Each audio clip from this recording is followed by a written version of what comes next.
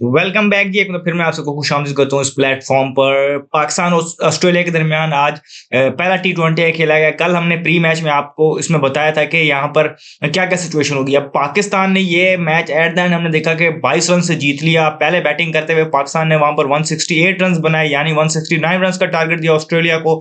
उसके जवाब हमने देखा कि ऑस्ट्रेलिया सिर्फ 146 रन कर पाई। इस तरीके से वो ये मैच 22 रन से हार गई और पाकिस्तान ने ये मैच 22 रन से जीत लिया। और अगर हम इस चीज को इस तरीके से देखें कि ये पाकिस्तान की 7 साल बाद पहली विक्ट्री है ऑस्ट्रेलिया के अगेंस्ट टी20 आई में। इससे पहले हमने देखा था कि 2018 में लास्ट टाइम पाकिस्तान टी20 आई जीता था ऑस्ट्रेलिया से। तब सरफराज अहमद कैप्टन थे और वो सीरीज हमने उनको 3-0 हराई थी, व्हाइट वॉश किया था। तो उसके दरमियान में इन 7 सालों में हम ऑस्ट्रेलिया से ज्यादा टी20 आई खेले भी नहीं है, सिर्फ 7 टी20 आई में दोनों एक्सक्यूज मी टीमों के दरमियान। लेकिन एक ये भी एक चीज है कि ये भी एक जिंक्स तोड़ा है पाकिस्तान ने कि 7 मैचेस के बाद जाके उन्होंने एक मैच जीत लिया है ऑस्ट्रेलिया से। टी20 आई की मैं बात कर रहा हूँ यहाँ पर। अब अगर हम मैच की बात करें तो पाकिस्तान ये मैच 22 रन से जीत गया है और ठीक है, एक विक्ट्री है। और अगर हम ये बात करें तो लोग इसको उस तरीके से भी देखेंगे कि करंटली अगर आप देखें तो ऑस्ट्रेलिया की टीम में एक तो स्क्वाड में भी हमने आपको बताया था कि टी20 वर्ल्ड कप का जो स्क्वाड है उसमें जो प्लेयर्स हैं और जो पाकिस्तान टूर पे आ रहे हैं उसमें हमने देखा था कि कुछ 7 ऐसे प्लेयर्स हैं जो अवेलेबल नहीं है।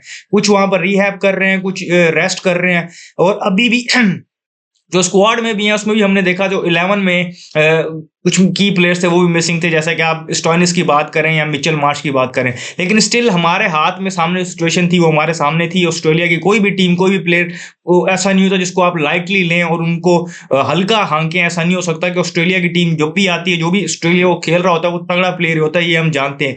3 डेब्यूटेंट्स थे उनकी जानिब से। हमने देखा कि वहां पर मैट रेनशॉ थे, वो टी20 आई डेब्यू कर रहे थे। इसके अलावा हम देख रहे थे कि वहां पर एडवर्ड्स थे, वो भी टी20 आई डेब्यू कर रहे थे। और ब्रेडमैन थे एक फास्ट बॉलर उनके, वो भी टी20 आई डेब्यू कर रहे थे।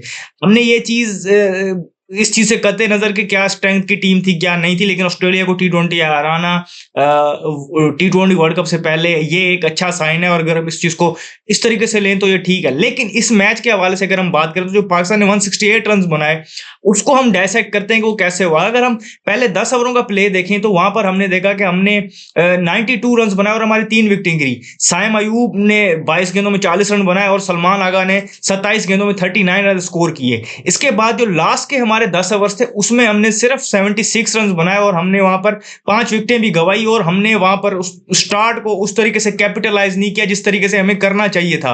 और हमें 92 अगर हम 10 ओवरों में कर चुके तो अगले 10 ओवरों में हमें 110 मतलब मजीद करके 200 प्लस रन को देखना चाहिए था। लेकिन वहां पर हम इस चीज की भी ऑस्ट्रेलियन बॉलर्स की भी दाद देते हैं, कुछ इनएक्सपीरियंस बॉलर्स है, लेकिन उन्होंने वहां पर जिसे कहते हैं गिव अप नहीं किया। और कम करना ऑस्ट्रेलिया के लिए एक हम जानते हैं कि उनका खास है और उन्होंने कम किया वहां पर और पाकिस्तान को रिस्ट्रिक्ट किया एट द एंड एक ऐसे टोटल पे कि जहां पर वो हाफ वे मार्क पर वो खुश होंगे कि यार ऐसा टोटल है।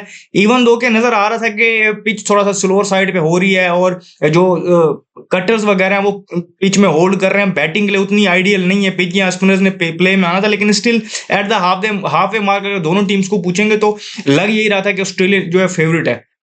अब यहाँ पर एक चीज को मजीद एक बताते हैं, प्री मैच की वीडियो आप देख लें, यहाँ जब स्क्वाड अनाउंस हुआ था तब की वीडियो देख लें तो 2 चीजें मैंने आपसे कही थी।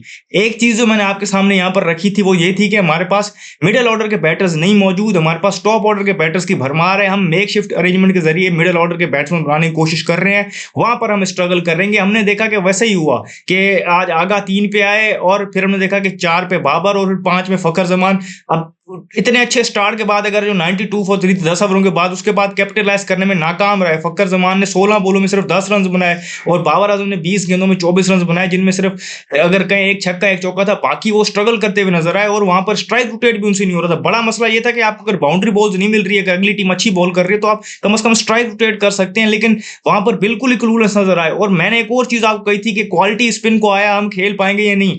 आज ऑस्ट्रेलियन लाइन में अगर हम बात करें तो एक ही क्वालिटी स्पिनर था, एडम जैम्पा। पास जो वन ऑफ द बेस्ट है, अगर हम करंटली व्हाइट बॉल की बात करें तो वो वहां पर जिसे कहते हैं कि टॉप रेटेड बॉलर्स में शुमार होता है। और क्यों होता है, उन्होंने आज फिर शो किया 4 for 24 उनके फिगर्स थे और उन्होंने यहाँ पर पाकिस्तान के की बैटर्स को आउट किया और क्रूशल मोमेंट्स पे आउट किया और वहां पर रन्स भी उस तरीके से लीक नहीं किए। तो एक ही क्वालिटी स्पिनर था, वो हमारे सामने चैलेंज था और हम वो चैलेंज खेलने में नाकाम रहे। तो दोनों चीजों मैंने जो आप कही थी कि मिडिल ऑर्डर में बैटर्स नहीं है, मेक शिफ्ट अरेंजमेंट जो करेंगे वो उस तरह से नहीं चलेंगे, क्वालिटी स्पिन के अगेंस्ट हम स्ट्रगल करेंगे, वो भी मेरा पॉइंट बिल्कुल सही प्रूव हुआ कि हमने क्वालिटी स्पिन के अगेंस्ट स्ट्रगल किया। अब ये मैच हम जीते हैं वो सोलली अपनी बॉलिंग की वजह से जीते हैं और वो भी हमारे स्पिनर्स के थ्रू। कि हमने देखा कि साइम अयूब ने अर्ली ऑन वहां पर ट्रेविस हेड को और मैथ्यू शॉर्ट को आउट किया। फिर उसके बाद हमने देखा कि गेम में आया अबरार अहमद, जिनकी 4 ओवरों में सिर्फ 10 रन देकर उन्होंने 2 विकेट्स हासिल की और बहुत ही इकोनॉमिकल रहे। 3 ओवरों में वो 5 रन देकर सिर्फ 2 विकेटें ली हुई थी उन्होंने। लास्ट ओवर में उन्होंने 5 रन कंसीड किए, लेकिन इससे पहले उन्होंने जो बाउंड्री भी कंसीड की वो भी अपने लास्ट ओवर में कंसीड की और अपने पूरे स्पेल में सिर्फ उन्होंने एक बाउंड्री कंसीड की। शादाब खान की भी एक डिसेंट स्पेल थी। फिर हमने देखा कि मोहम्मद नवाज ने भी वहां अच्छी स्पेल की।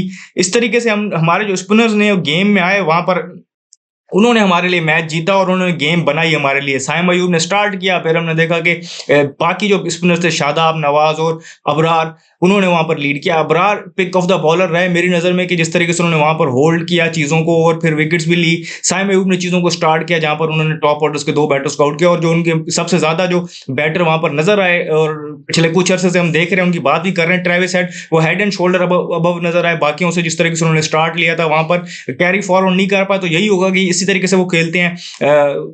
एक आध शॉट उनकी जब बुरी लगेगी तो आउट होंगे, तो वैसे ही हुआ, एक मिसक्यू हुई वो और हमने वो उनका कैच लिया। इसके अलावा 36 रन बनाए सही वहां पर कैमरन ग्रीन ने, लेकिन बड़े स्क्रैची नजर आए और एक ऐसी इनिंग थी जिसने मोमेंटम को हॉल्ट किया ऑस्ट्रेलिया के भी। और वहां पर उनसे 2 गलतियां सरजद ये हुई कि एक उनसे वहां पर मैट रनशॉ रन आउट हो गए, वहां से पाकिस्तान ने थोड़ा मोमेंटम वापस पकड़ा और फिर एक अनलकी डिसमिसल था मिच जोवन का, जिस तरीके से वो फिंगर टिप्स लग गई मोहम्मद नवाज की और वहां पर वो नॉन स्ट्राइकर एंड पे आउट हुए। तो इस तरीके से यहां पर भी था, लेकिन जो मोमेंटम उन्होंने होल्ड किया उसके बाद जब उनको वहां पर फिनिशिंग रोल खेलना था, गेम अभी भी उनसे इतना दूर नहीं गई हुई थी, उनमें कैपेबिलिटी मौजूद थी, लेकिन वो उस तरीके से वहां पर उसको कैपिटलाइज नहीं कर पाए और एक जिसे कहते हैं कि मोमेंटम होल्ड करने वाली इनिंग थी ये ऑस्ट्रेलिया के लिए। लेकिन अभी भी अगर हम बात करें तो ऑस्ट्रेलिया के लिए अगर हम बैटिंग लाइन की बात करें तो ग्लेन मैक्सवेल ने यहां पर आना है। टिम डेविड का भी कंफर्म नहीं कि वो फिट है या नहीं, अगर वो फिट होते हैं उन्होंने आना है। और मार्कस स्टोइनिस और मिचेल मार्श तो बाहर बैठे हुए हैं, तो वो भी स्क्वाड में आएंगे। तो इस तरीके से उनके पास रिसोर्सेज मौजूद है, उनके लिए कोई घबराने की इतनी ज्यादा चीजें हैं नहीं, क्योंकि वो इंडिया में खेलेंगे अपने मोस्ट ऑफ द मैचेस। तो वहां पर उनके लिए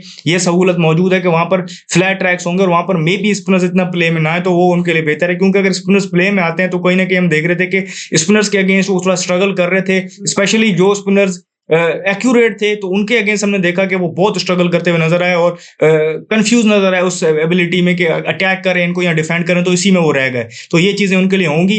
लेकिन एनी हाउ पाकिस्तान ने ये मैच जीता, लेकिन मैंने आपको चीजें बताई जो क्लैरिटी के साथ कि आपने वर्ल्ड T20 में जाके खेलना है, तो बैटिंग परफॉर्मेंस ने आपकी अगर ऐसी रही तो वहां पर आप बड़ा ही आप जिसे कहते हैं आपका नैरो चांस होगा वो सर्वाइव करने का और जीतने का। और फिर एक और पॉइंट मैं यहाँ पर रेज करना चाहता हूँ कि विकेट कीपिंग की मुझे कोई इतनी सेफ नजर नहीं, विकेट की टेक्निक उस्मान खान की इतनी अच्छी नहीं है। क्रूशल मोमेंट्स में अंडर प्रेशर वो वहां पर आपको जिसे कहते हैं कि ब्रेक हो सकते हैं और वहां पर एक की मूवमेंट हो सकता है गेम में जहां पर वो चांस खुदा ना खास्ता गंवाए पाकिस्तान के लिए। तो ये चीज भी देखनी चाहिए कि कीपिंग टेक्निक उनकी उस तरीके से सेफ नहीं है।